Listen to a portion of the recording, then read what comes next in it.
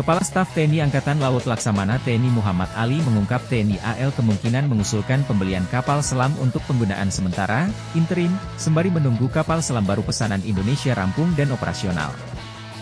Laksamana Ali, saat ditemui pada sela-sela kegiatannya di Jakarta, Selasa, menjelaskan untuk membangun satu kapal selam baru membutuhkan waktu 5-7 tahun, sementara saat ini kapal selam yang siap tempur berjumlah 4 unit. Idealnya, dia melanjutkan, TNI AL diperkuat oleh 12 kapal selam untuk menjaga perairan Indonesia yang luasnya mencapai 6,4 juta kilometer persegi. Tidak menutup kemungkinan kita membeli, dari beberapa tempat, karena sebagaimana disampaikan Bapak Menhan Prabowo Subianto, kita butuh kapal selam yang banyak. Untuk membangun Skorpene membutuhkan waktu 7 tahun, 5-7 tahun. Untuk itu, kita harus ada kapal selam interim. Tidak menutup kemungkinan pilihannya dari berbagai negara yang sudah saya kunjungi, kata Laksamana Ali. Dalam setahun terakhir, Laksamana Ali bersama beberapa pejabat markas besar TNI Angkatan Laut telah berkunjung ke beberapa negara dan bertemu dengan galangan kapal asing untuk melihat di antaranya teknologi kapal selam konvensional dan kapal selam nirawak, unmanned system. Beberapa negara itu antara lain Jerman, Uni Emirat Arab, Italia, dan Cina.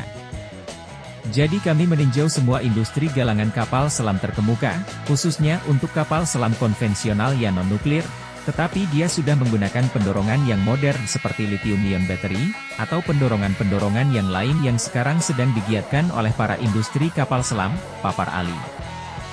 Sejauh ini, Indonesia diperkuat 4 kapal selam, yaitu KRI Cakra, 401, KRI Arda Dedali, 404, KRI Nagapasa, 403, dan KRI Alugoro, 405. Kedepan, Indonesia bakal diperkuat 2 kapal selam Skorpene Evolved dari Naval Group Perancis. 2 unit kapal pesanan Indonesia itu rencananya bakal dibangun dari awal di galangan kapal PT PAL Indonesia di Surabaya, Jawa Timur.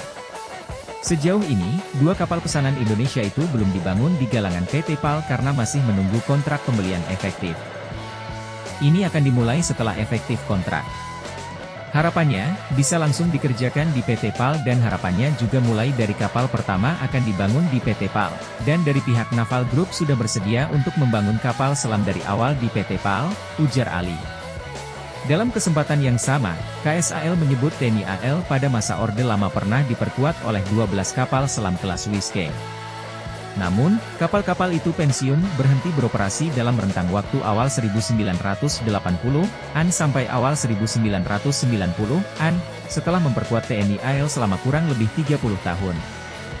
Oleh karena itu, dia yakin untuk saat ini TNI AL perlu diperkuat 12 kapal selam yang siap tempur untuk menjaga perairan Indonesia. Kalau idealnya harusnya banyak sekali, tetapi yang optimum mungkin 12. Dulu kita punya 12 kapal selam di era Orde Lama, era pemerintahan Presiden Soekarno kita punya 12 kapal selam, dan ke depan kita mungkin punya kapal selam besarnya 12, dan kapal selam lain yang kecil, atau unmanned system, kapal selam nirawak, ya, tutur KSAL.